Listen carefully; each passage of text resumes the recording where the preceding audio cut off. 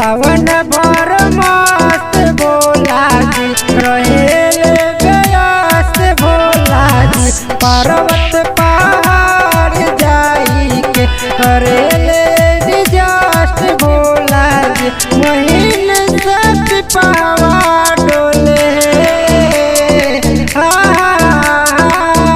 गाजा पी के जैसे बौरहवा डोले वसई बसावा डोले।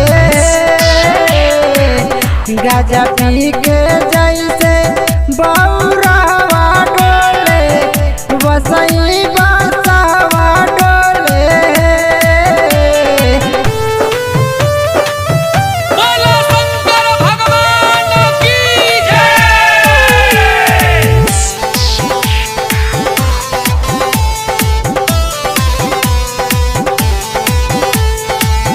रहेले नशवा में हरदम चूर बाबा।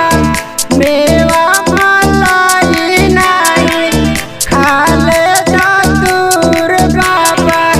खाले चतुर बाबा। चुएला पानी न पलानी गेहूँ कहियो छवाई करले।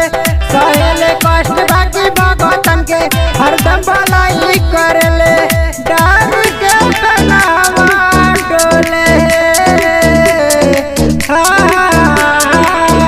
गाजा पी के जैसे बौरहवा डोले वसई बसावा डोले। गाजा पी के जैसे बौरहवा डोले वसई बसावा डोले। गाजा पी के बौरहवा डोले।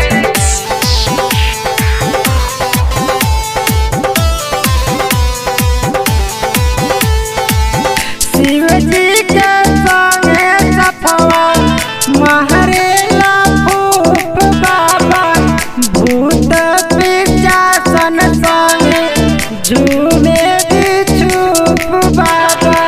झूमे बिछुप बाबा। कहियो गौरा के तनिको नहीं ख्याल रखले। राइटर संदेश सुनील संगे बाकी खुशहाल रखले। घर संग बाबा डोले गाजा पी के जैसे